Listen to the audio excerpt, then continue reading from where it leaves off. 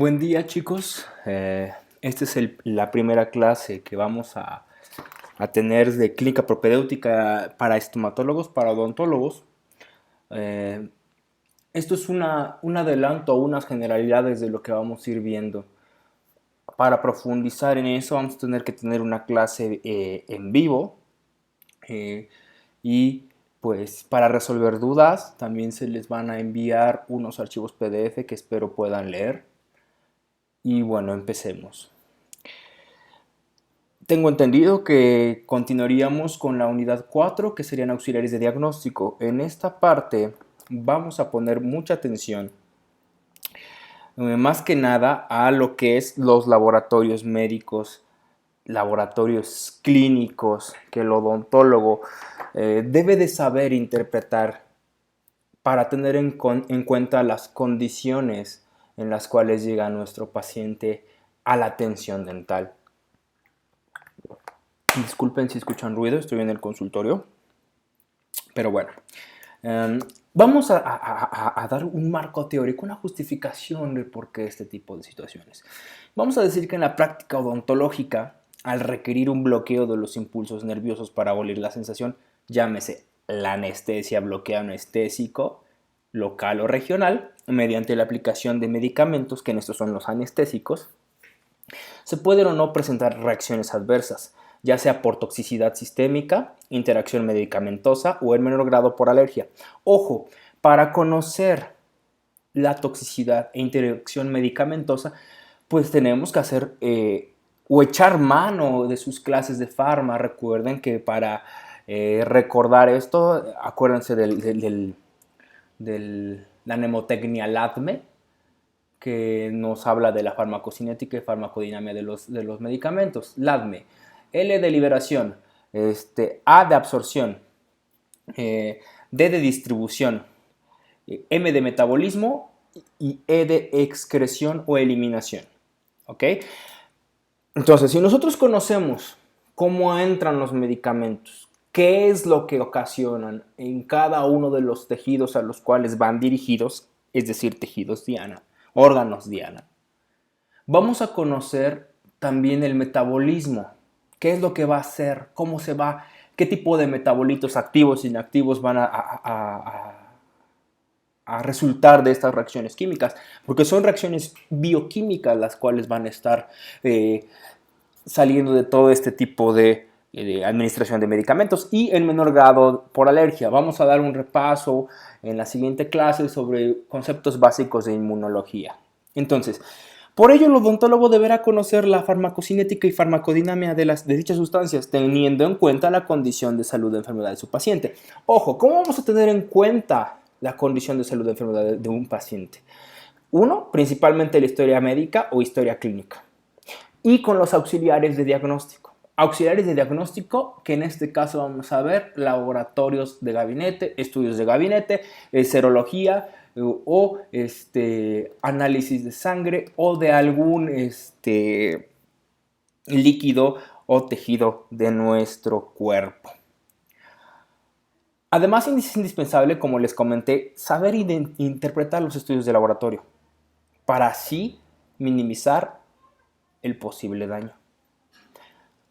Ojo, la gran mayoría de complicaciones que resultan en el medio odontológico, y lo digo por experiencia, que lo he vivido, lo he visto, es por la ignorancia, ¿sí?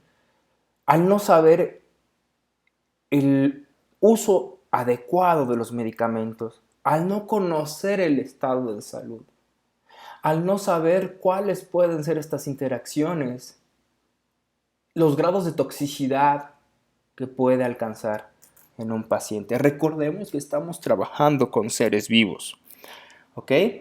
Y si estamos trabajando con seres vivos, pues evidentemente hay que tener ética para poder minimizar cualquier daño que nosotros podamos ocasionarle. Bueno, antes que nada, me gustaría que recordemos la valoración del riesgo médico. Esta es desde 1962 por la Asociación Americana de Anestesiología, o mejor conocida como la ASA. ¿Ok? En esta vamos a tener 4 estados físicos. y su consideración dental. ¿Qué es lo que podemos o no podemos hacer? Vamos a tomar en cuenta el estado físico número 1. ¿Ok? En este tenemos un paciente sin enfermedad sistémica, un estado normal, entre comillas, de salud. Y digamos normal porque pues viene con caries, a lo mejor enfermedad periodontal asociada a placa dentobacteriana, a lo mejor alguna fractura o traumatismo dental, a lo mejor, no sé, impactación o retención de algún tercer molar, algún canino retenido, algún supernumerario, cosas que no comprometen su vida, ¿no? Entonces, en estos pacientes usualmente tenemos una terapéutica sin modificación, es decir, se trata con el protocolo que se debe de utilizar, ¿no? Por ejemplo, el establecido en la norma 013 de la atención para la caries, las enfermedades bucales, ¿no? Recordemos que siempre debe de ir teniendo mucho en cuenta la historia clínica, ¿sale? El estado físico número 2. Aquí el paciente tiene una enfermedad sistémica leve. Ojo, usualmente estos pacientes están bien tratados. ¿Y qué tipo de pacientes vamos a estar viendo? Pacientes hipertensos, diabéticos, insulinodependientes o no insulinodependientes, pacientes con otro tipo de enfermedades autoinmunes, por ejemplo lupus, pacientes VIH con VIH-Sida controlados, porque recordemos que no hay pretexto para atender a nuestros pacientitos que tengan una enfermedad inmune o autoinmune. Y en estos vamos a emplear una terapéutica rutinaria con posibles consideraciones. Por ejemplo, la duración. Si usualmente trabajo, no sé, por X o Y razón, 2-3 órganos dentarios, en esta ocasión solamente haría yo 1 o 2 para que el nivel de estrés, liberación de cortisol y adrenalina sea mínimo, el paciente no se canse tanto, sean más agradables sus visitas. Aquí un punto importante es midan sus tiempos con sus pacientes, respeten el tiempo de sus pacientes. Tengan todo preparado para que el paciente no vea que tú estás entrando en estrés y no encuentro esto, necesito lo otro, etc. ¿Okay? Profilaxis antibiótica, por ejemplo, en un pacientito con riesgo de endocarditis bacteriana. Hay que dar una profilaxis antibiótica. Tengo por ahí un pequeño estudio de Porphyromonas gingivalis y su afinidad hacia las válvulas sigmoideas del corazón, que llegan a implantarse y hacer como sí, o hacen una oclusión de las válvulas y por ende pueden generar unos problemas cardíacos ahí. Sedación en los pacientes que son muy aprensivos o que incluso pueden llegar a tener tratamiento psiquiátrico, ¿no? Interconsultas. Si el paciente, por ejemplo, tiene enfermedad sistémica leve, por ejemplo, un trasplantado. Recordemos que los pacientes que están trasplantados están inmunosuprimidos precisamente para evitar el rechazo del órgano. Entonces hay que tener cuidado con ese tipo de pacientes. Hay que saber, ¿sabes qué? Decir, tuvo el paciente trasplante renal, te comunicas con el nefrólogo, ¿sabe qué, doctor? Voy a realizar esto, esto y esto. ¿Sí? Siempre tener esa comunicación. En el caso de los pacientes que están sedados o que requieren sedación, esto lo aplican mucho los odontopediatras para los pacientitos que cooperen o no. ¿Ok? El estado físico número 3, el paciente con enfermedad sistémica que limita su actividad, pero no es incapacitante. Aquí vamos a tener una terapéutica con posibles limitaciones estrictas o consideraciones especiales. O sea, por ejemplo, un paciente que, no sé, alguna alteración hepática, ¿no? Recordemos que la gran mayoría de medicamentos son metabolizados en el hígado, ¿no? Tienen un metabolismo de fase 1, fase 2. o paso 1 y paso 2. Y si tenemos alguna alteración hepática, pues evidentemente sí se puede realizar ese tipo de tratamientos, teniendo en cuenta que la toxicidad tener un metabolismo o una eliminación retardada o alterada va a hacer que tengamos consideraciones especiales con ese paciente. Por ejemplo, una dosis mínima, ¿sí? O una impregnación preoperatoria, ¿sí? En el estado físico número 4, el paciente con enfermedad sistémica que amenaza su vida constantemente. Solo terapéutica de emergencia con limitaciones graves o consideraciones especiales. Pacientes con quimioterapia, hay que tener mucho cuidado. Solamente tratamientos conservadores mínimamente invasivos, ¿sí? Pacientes inmunodeprimidos, por ejemplo, un pacientito con VIH en el estadio más grave, que ya se manifiesta el SIDA como tal. Recordemos que estos pacientitos, su sistema inmune no se puede defender como el de un paciente normal, ¿no? Y muchas veces uno puede actuar como vector con microorganismos que a lo mejor a nosotros no nos hacen daño. Pero con ellos, al estar débiles, estos microorganismos, en lugar de ser parte de la flora, se vuelven patogénicos, se vuelven oportunistas. Muy común en las micosis oportunistas, ¿no? Aspergillosis, candidiasis, ¿ok? Y bueno, esto es como un recordatorio. Continuemos. Vuelvo a hacer hincapié en la historia médica o clínica, la cual básicamente está con estos apartados. Que tenemos ficha de identificación. ¿Por qué es importante la ficha de identificación?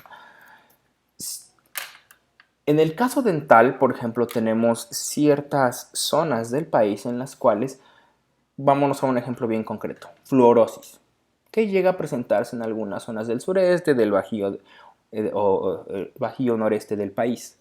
Entonces, si el paciente te dice, ¿sabes qué? Es que yo soy originario de Nuevo León, pues, y suponiendo que hay algún tipo de condición que esté presente en ese estado, pues lo tienes muy en cuenta.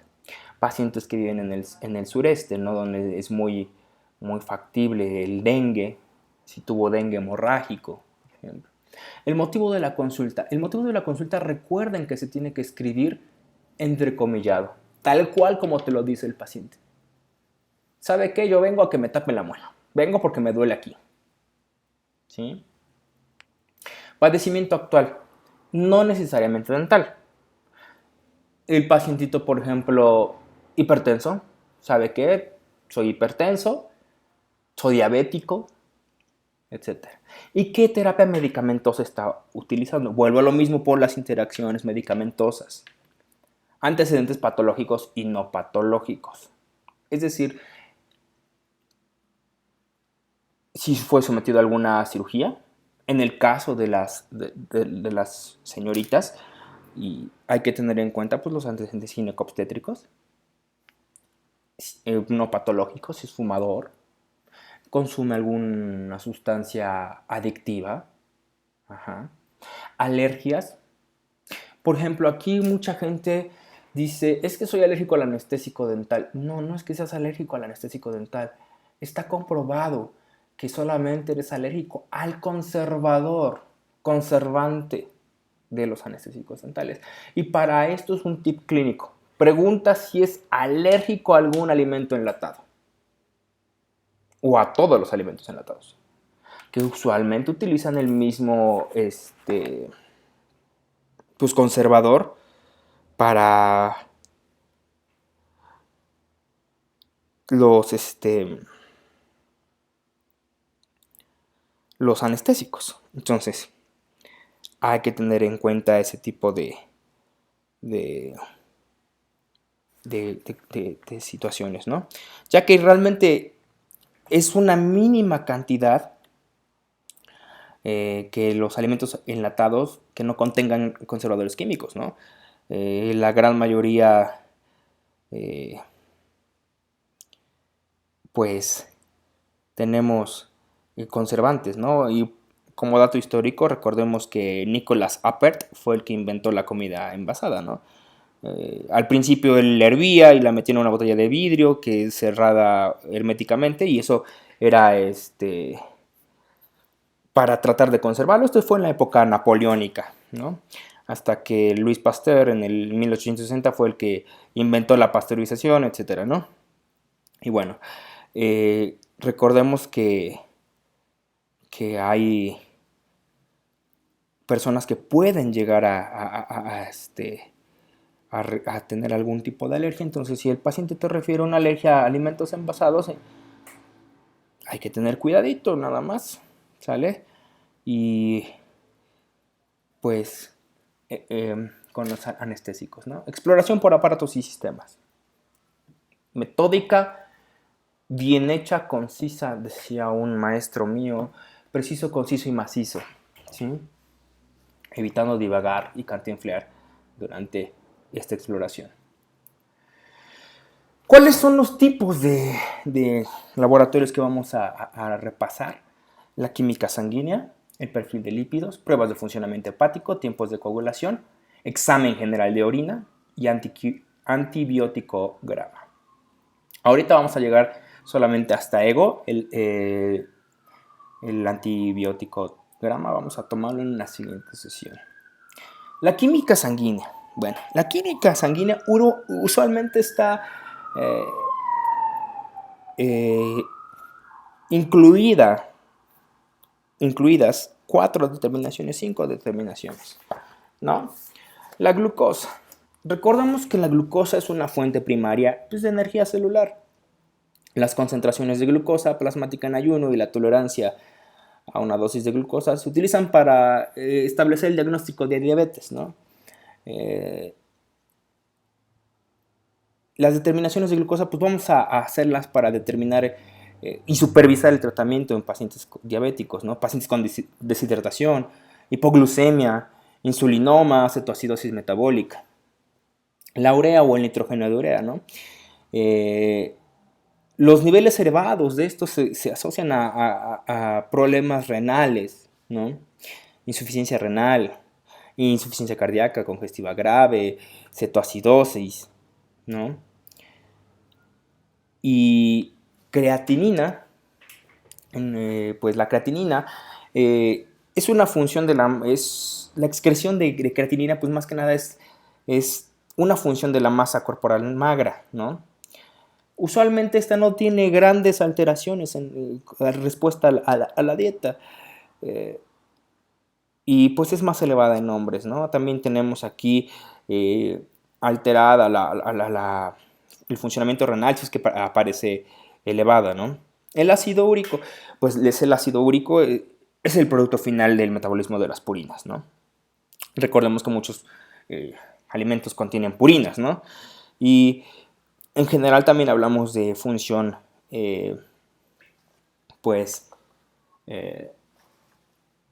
renal, ¿no? Usualmente, para la glucosa, recordemos que tenemos 2 tipos de obtención de glucosa, ¿no? La glucosa va a venir de los polisacáridos, y uno va a ser la digestión de los polisacáridos de la dieta, y la otra va a ser la movilización de las reservas de glucógeno hepático, ¿no? Cuando nosotros ingerimos, es decir, viene de manera exógena la ingestión de polisacáridos, en el intestino delgado es donde se va a dar, o es el principal órgano de digestión y absorción de estos polisacáridos digeribles, ¿no? Estos productos se absorben en el yeyuno, posteriormente van a ser absorbidos y van a pasar por circulación sanguínea a la vena porta o al sistema porta, ¿no? En donde ya van a pasar en su forma monomérica, que serían los monosacáridos, que sería glucosa, fructosa, galactosa, ¿no? Vamos a tener que hay 2 mecanismos responsables de la absorción de estos monosacáridos, que dijimos que es la forma monomérica de los polisacáridos, ¿no? Uno, pues sería el transporte activo, ¿ok? En el cual, recordemos, se necesita energía y va en contra de un gradiente de concentración, así como el sistema de cotransporte sodio-glucosa y la difusión simple, ¿sí? Entonces va a pasar va a hacer este movimiento de las moléculas a través de las membranas. Y bueno, recordemos que la glucosa, los carbohidratos, los polisacáridos son la principal fuente de combustible para nosotros. Entonces este se va a oxidar para suministrar energía a otros procesos metabólicos, ¿no? Recordemos que el metabolismo de los carbohidratos pues, se divide prácticamente en 6, que sería la glucólisis, la glucogénesis, glucogenólisis, gluconeogénesis, derivación de hexosamonofosfato, que es la vía de las pentosas, y oxidación de piruvato hacia acetilcoenzima. Bueno, entonces, el mantenimiento de los niveles de glucosa es importante ya que nos ayuda a mantener la homeostasis, en el cual pues tenemos que forma parte o toman parte mucho lo que es los tejidos extra y hepáticos y los propiamente hepáticos, ¿no? Así como las células hepáticas, que son los hepatocitos, ya que estos pues, son libremente permeables a la glucosa, ¿sí? Y realmente los tejidos extrahepáticos son relativamente impermeables. De las sustancias que vamos a tener muy en cuenta aquí en la glucosa, pues es la insulina, ¿no? Recordemos que la insulina pues es producida en los islotes de Langerhans por las células beta, ¿no? Y es un hipoglucemiante, ¿sí? La adrenalina. Recordemos que la adrenalina es una catecolamina que es secretada por la médula suprarrenal y esta es hiperglucemiante. Ojo, aquí vamos a poner mucha atención con esto, porque es aquí donde tenemos problemas con el anestésico dental y lo vamos a retomar más adelante, solamente para que pongamos atención aquí en la insulina adrenalina, ¿ok? Y bueno, el glucagón pues recordemos que es producido en este caso por las células alfa, también de los islotes de Langerhans, y es hipoglucémica, ¿no? Y la hormona tiroidea también nos ayuda a mantener la glucosa. Entonces, recapitulando, la insulina es una hormona anabólica y lo único que va a hacer es va a ayudar a mantener esta homeostasis o este equilibrio, ¿no? En cuanto a los niveles de glucosa, ¿no? No vamos a entrar en muchas situaciones bioquímicas porque se supone que han llevado bioquímica y de todas maneras sí se requiere de algún tipo de asesoría con todo gusto, ¿no? Entonces, recapitulando, la insulina al ser una sustancia, una hormona anabólica, pues su deficiencia nos va a dar alteraciones del metabolismo de la glucosa, ¿no? Lipídico, proteico y hasta hidromineral. Ok, entonces, aquí en la principal manifestación, diabetes. Recordemos que la diabetes vamos a tener las 5 manifestaciones clínicas, ¿no? Son las 4P y una A. Polidipsia, que es el aumento de sed, polifagia, aumento del apetito, poliuria, aumento de la micción, pérdida de peso y astenia. ¿Qué es la astenia? Fatiga intensa. Como complicaciones de un descontrol o malo control de la diabetes, pues vamos a tener cetoacidosis metabólica, en la cual se forman los cuerpos cetónicos y se rompe el equilibrio ácido básico, entonces va a haber disminución del pH, etc. Va a haber hipoglucemia. Recordando que tenemos dos tipos de diabetes. Tipo 1 o insípida, que esta es insulino dependiente y por lo general se manifiesta en personas jóvenes, repentinamente en la niñez. La diabetes mellitus, no insulina dependiente, y esto ya se aparece en adultos. Y bueno, hay otro tipo de diabetes que es la gestacional. Esta es transitoria, se manifiesta como un tipo 1 y es durante el embarazo. Las principales complicaciones de un paciente descompensado por tener diabetes, pues vamos a tener que, va a haber microangiopatía, ¿no? Angiopatía. No sé si han escuchado hablar de la retinopatía, nefropatía diabética, ¿no? Y esto tiene que ver, pues, daño a los pequeños vasos, los capilares. También va a haber macroangiopatía, que esto, como lo dice macro grande, pues son vasos grandes en los cuales vamos a tener especialmente afectaciones en las extremidades distales. ¿Cuáles son las extremidades distales? Los miembros inferiores, ¿no? Y se forma la famosísima gangrena del diabético que acaba en amputaciones, ¿no? Y neuropatía, vamos a tener que los pacientes diabéticos pues, tienen alteraciones del sistema nervioso y va a haber afectación de los nervios, en el sentido de que van a perder sensibilidad, en los nervios motores también va a haber afectación, o en el sistema vegetativo. Entonces, para poder tener un panorama de cómo está nuestro paciente, vamos a tomar dos medidas o dos parámetros.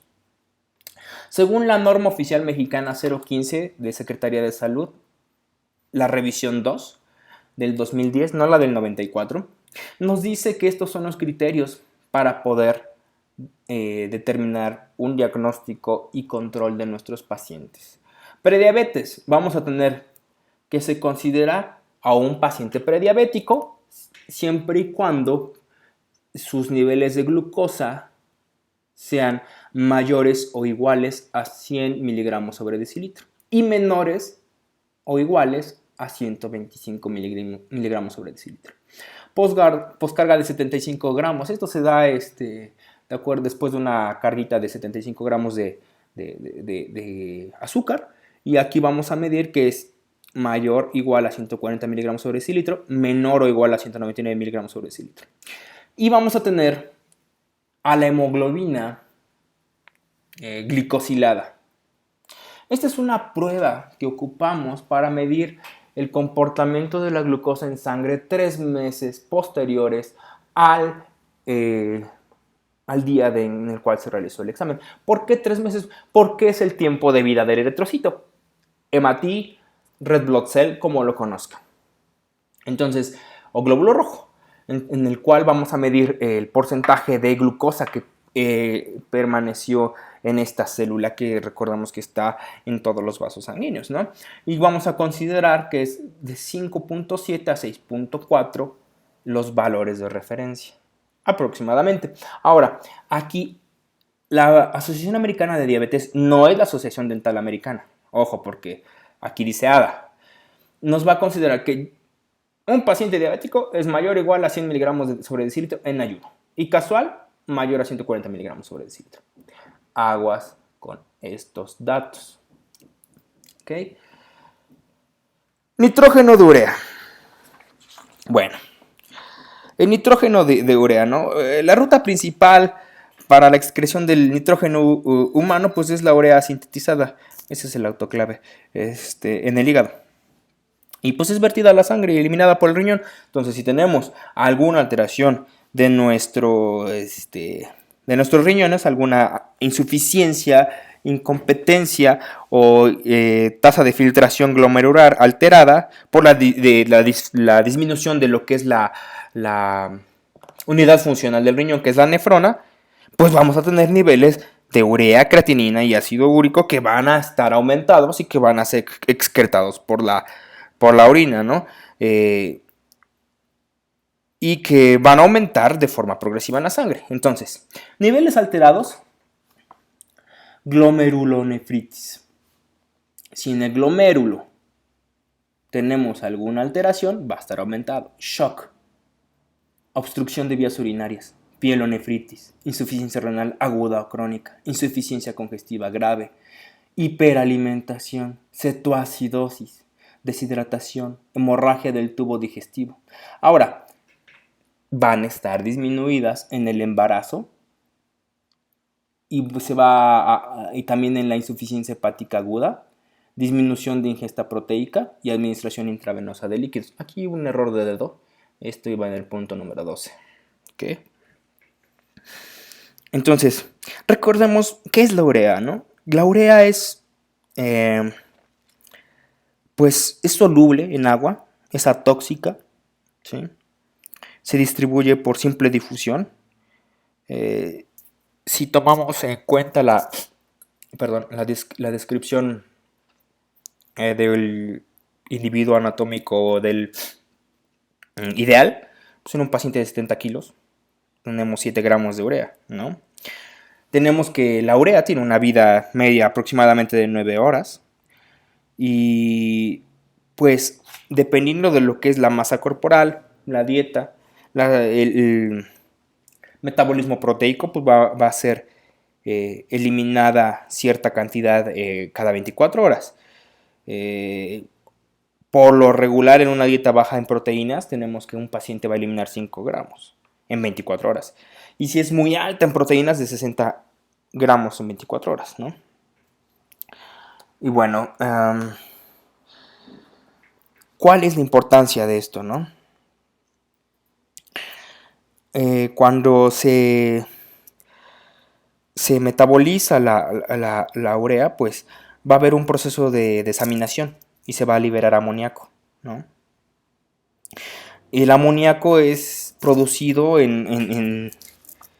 constantemente en todos los tejidos, ¿no? Pero en la sangre solamente se encuentra como un rastro, como un vestigio, ¿sí?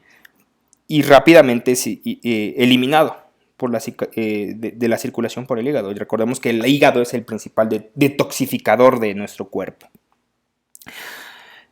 En el hígado va a ser convertido en glutamato, glutamina y por último en urea. Entonces, decimos que el amoníaco, pues usualmente está en pequeñas cantidades en la sangre. En sangre periférica, de 10 a 20 nanogramos sobre decilitro. Y hay que evitar que este amoníaco permanezca en nuestro cuerpo, ya que como decimos, tiene que ser excretado, ¿no? Y al evitarlo, pues el hombre, el ser humano, dispone de mecanismos que le permiten fijarlo y transformarlo en urea. Recordemos que lo que es el amoníaco, ese sí es tóxico con nosotros, ¿no? Bueno, como habíamos dicho, la creatinina, pues está presente en el músculo, ¿no? En el cerebro y sangre. Aquí usualmente está en forma libre y como fosfocreatina.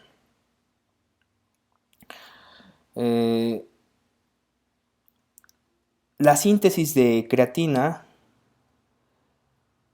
pues hay 3 aminoácidos principales, los que van a intervenir en todo este proceso metabólico, en esta síntesis. La glicina, la arginina y la metionina son aminoácidos.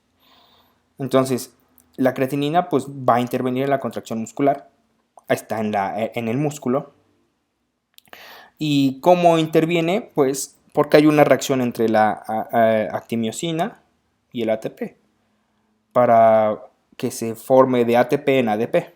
Recordemos que entre cada grupo fosfato hay muchísima energía, entonces solamente se va a ir reciclando el último grupo fosfato para ir formando ATP en ADP, ¿no? Cuando nuestro cuerpo, nuestra musculatura funciona en forma o en condición aeróbica, pues no puede generarse el ATP, ¿no? Y la fosfocreatina, que está en el músculo, cerebro y sangre, pues va a reaccionar con el ADP para volver a producir ATP. Y cuando el músculo está en reposo, se van a restablecer estas condiciones aeróbicas, ¿no? Y se va a producir más ATP para reconstruir la reserva que se gastó de fosfocreatina.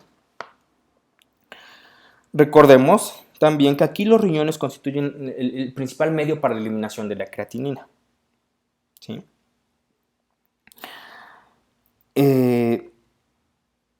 Entonces, si nosotros tenemos alterado, como les había comentado, el funcionamiento renal, pues no vamos a tener la forma en la cual nuestro cuerpo elimine con la misma rapidez con la cual está produciendo todas estas sustancias y al filtrar del plasma y eliminar las sustancias de nuestro organismo, ¿no? Al disminuir el número de unidad funcional del riñón, que es la nefrona, pues vamos a tener que la tasa de filtración glomerular va a estar reducida.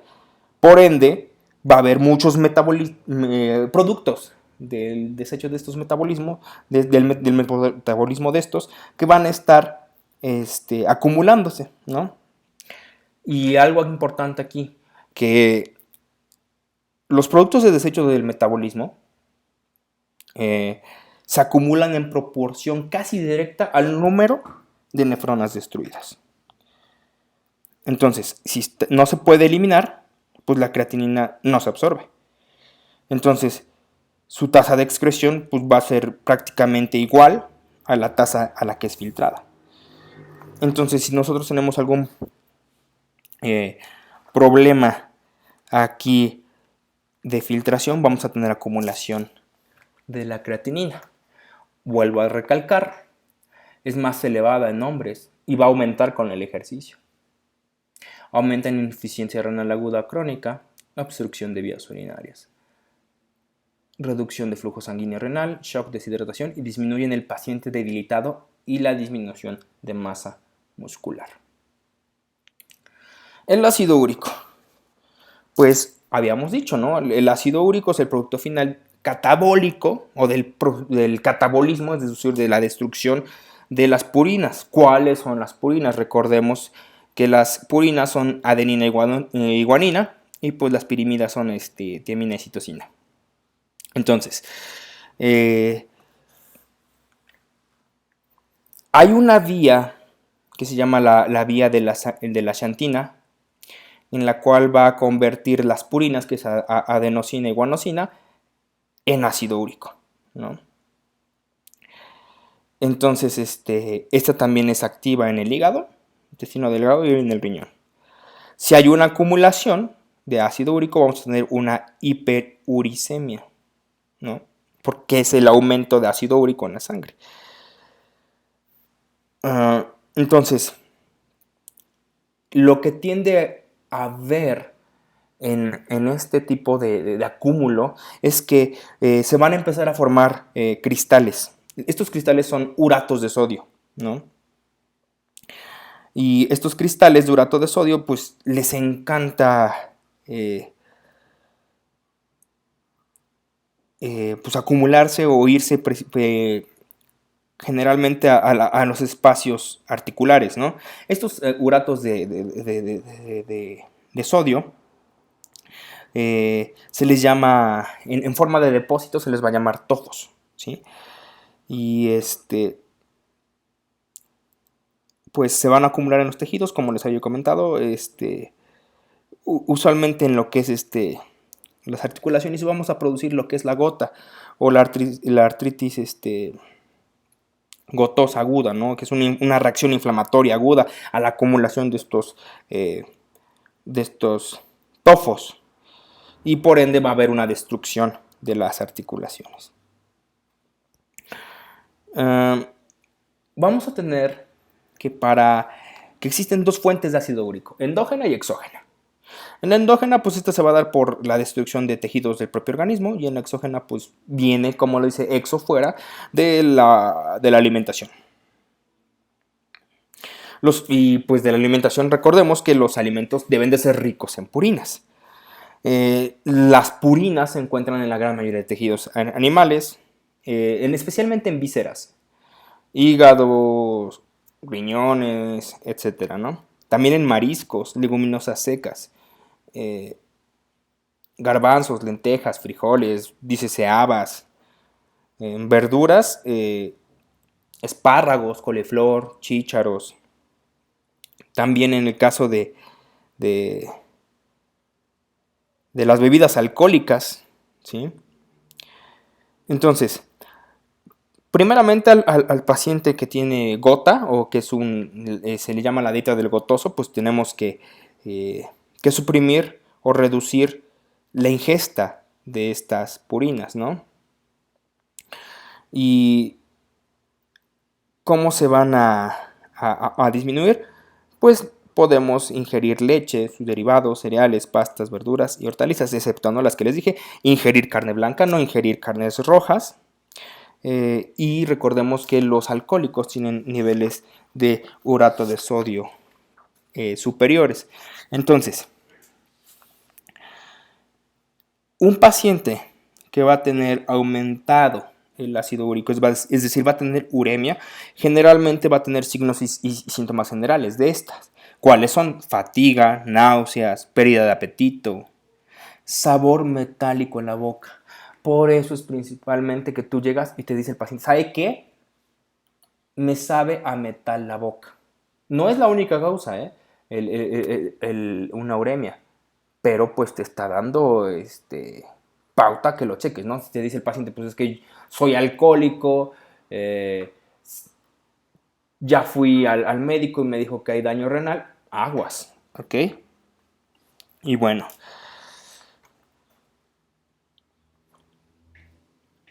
vuelvo a decir, si tenemos una deficiencia o insuficiencia renal, vamos a tener el aumento de estos residuos o productos o desechos, pues que van a estar acumulándose, ¿no? También vamos a tener que si hay una azoemia. ¿Qué es la azoemia? Pues es una uremia igual, es decir, el desequilibrio de esta homeostasis del ácido úrico en nuestro cuerpo y pues se da por la disminución de la perfusión renal, ¿no? Y vamos a tener que es un exceso de nitrógeno. Gota o artritis gotosa, intoxicación por plomo, lisis celular excesiva en quimioterapia. Recordemos que muchos medicamentos que son para las quimioterapias destruyen lo que se ponga enfrente. O sea, célula buena, célula mala, le ponen la torre. Anemia hemolítica, insuficiencia cardíaca congestiva, post-infarto agudo al miocardio va a estar elevada, trastornos endocrinos, acidosis, toxemia del embarazo, ¿sí? Vamos a tener muchas pacientes que van a estar embarazadas y van a requerir atención dental. La toxemia del embarazo, pues usualmente se le conoce como preeclampsia, ¿sí? Esta toxemia es caracterizada por el aumento de la presión arterial, es decir, hipertensión. Vamos a tener una hinchazón de las manos y los pies, signo de la fobia positivo, y proteinuria. Es decir, en la orina vamos a tener proteínas excretadas. Gota hereditaria, enfermedad por acúmulo de glucógeno tipo 1. Tratamiento farmacológico, paciente hipertenso que esté tomando ácido acetil salicílico o lo que es la aspirina Protect, que es aspirina a dosis bajas, vamos a tener elevado el ácido úrico. También va a estar elevado en el consumo bajo de purinas, personas que no comen carne, los veganos en general. Va a estar disminuido en defectos de túbulos renales. Si se dan cuenta, si tenemos problemas renales, ya sea a nivel de los túbulos, a nivel de los glomérulos, vamos a tener o que se eleva o que está disminuido, ¿sí? Y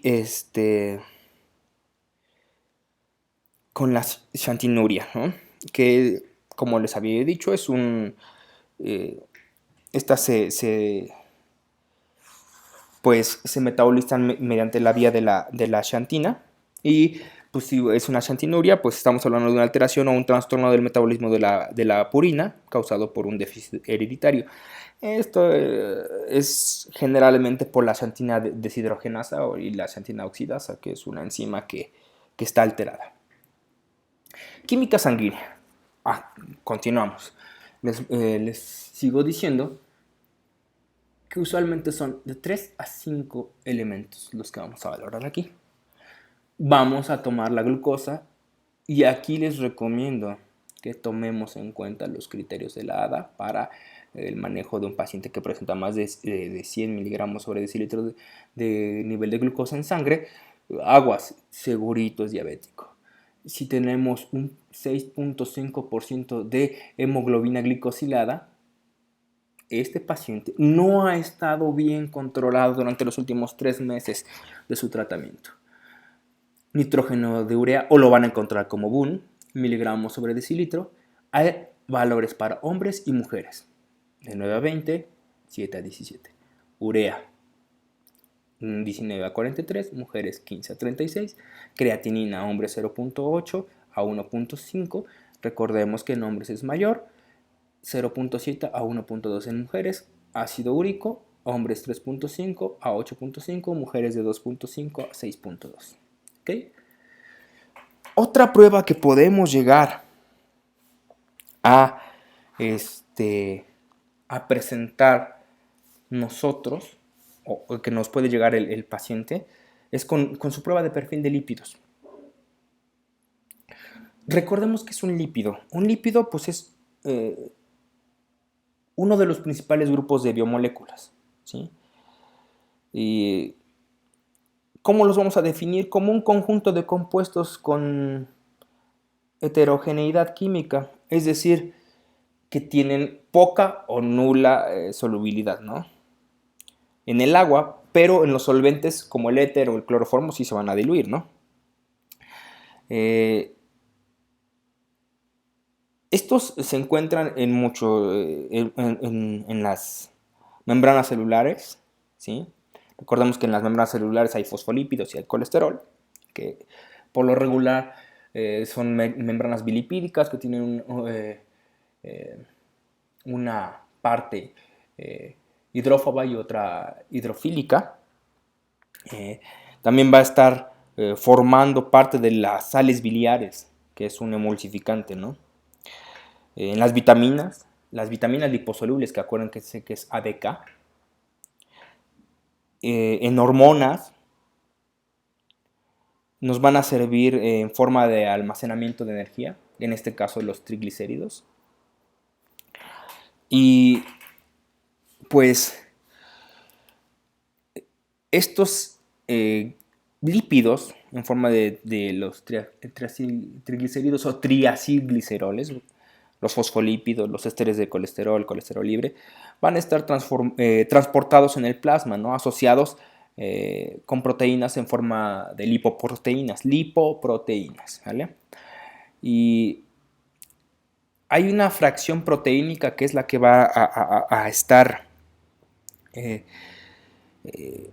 pues ayudando a mover todo esto, que es se les conoce como apolipoproteínas. Las lipoproteínas en general se clasifican en high density lipoproteins, que son las lipoproteínas de alta densidad, lipoproteínas de baja densidad, level, y very low, perdón, level no es es low, very low density lipoprotein. Entonces, son estas lipoproteínas,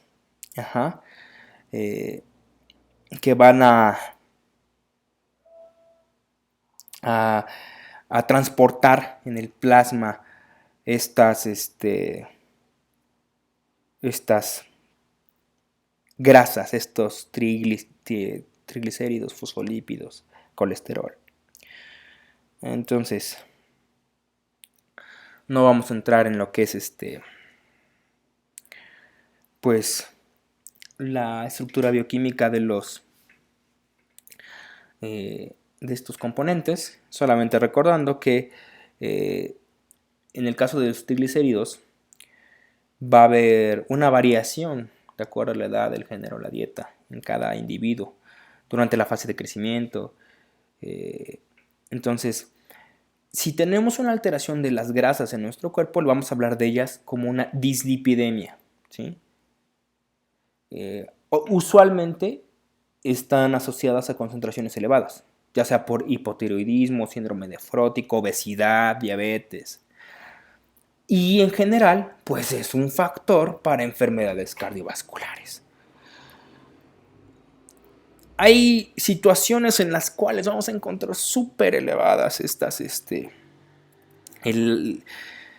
pues los triglicéridos, como es en la pancreatitis aguda, ¿sí?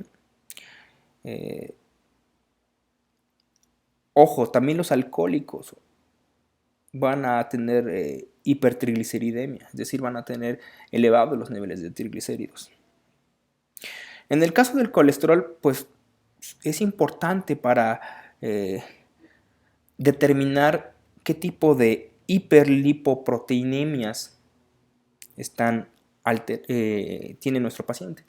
Acordémonos, hipermucholipoproteínas, que son las proteínas que transportan estas grasas en nuestra sangre, ¿no? Y si está aumentada, pues usualmente está alterado la función hepática y biliar, que son las emulsificantes que nos ayudan pues sí, a degradar estas grasas, la absorción intestinal, ¿sí? Y pues vamos a tener riesgo cardiovascular, ¿no? Oclusión de arterias coronarias, aterosclerosis. Aterosclerosis, recuerden que es la formación de un ateroma o una placa endurecida de grasa en los vasos sanguíneos. Infarto al miocardio, enfermedades cerebrovasculares o eventos cerebrovasculares, como se le conoce también. Y eso en el caso de que tengamos hipercolesterolemia, ¿no? Cuando hay concentraciones bajas, pues usualmente el paciente está desnutrido, hay una absorción deficiente, hay algún proceso maligno. Y pues recordemos que todo va a variar de acuerdo a la edad, el género, el peso corporal, el equilibrio hormonal, actividad física, embarazo. Y aquí las que nos van a interesar mucho son las HDL, ¿sí? Porque se utiliza para evaluar el riesgo de una cardiopatía, ¿sí? El HDL, pues usualmente, pues vamos a tener que es el colesterol bueno, y si está disminuido, pues vamos a tener ahí problemas graves, ¿no? Esto también está relacionado con lo que es el síndrome de Rabin o el síndrome metabólico, ¿sí? Hablaremos después en una siguiente clase. Y aquí lo que vamos a medir es el índice aterogénico, que es el colesterol total sobre las HDL. Si está por encima de 4.5, hay riesgo cardiovascular, acuérdense de Homero. Y ese riesgo, estos factores que van a alterar o nos van a aumentar a tener problemas cardíacos: hipertensión, diabetes, colesterol, tabaco, sedentarismo y obesidad. Cosa que los mexicanos tenemos. Vamos rápido a los valores de referencia de los triglicéridos. Ok, usualmente debe de ser menor de 180 miligramos sobre decilitro. Colesterol total menor de 150 miligramos sobre decilitro. Las HDL 40 a 50 en hombres, 45 a 60 en mujeres. ¿Por qué un poquito más alto en mujeres? Porque tienen un poquito más de tejido adiposo. LDL, que son las de baja densidad, menor a 110. VLDL, menor a 30. Hasta aquí le dejamos ahorita, muchachos, y continuamos en la siguiente clase. Cualquier duda, queda a sus órdenes. Yo sé que ustedes ya tomaron clases de bioquímica, que ya tomaron biología celular, que ya tomaron inmuno, pero si aún así llegan a tener algún tipo de duda, me pueden decir con toda confianza y lo podemos checar en una sesión en vivo para que todos vayan despejando cada una de estas posibles preguntas. Que tengan un excelente día, disculpen por la tardanza y un saludo muy grande a todos ustedes. Paciencia para esta cuarentena, recuérdense mantener en casa. Un abrazo.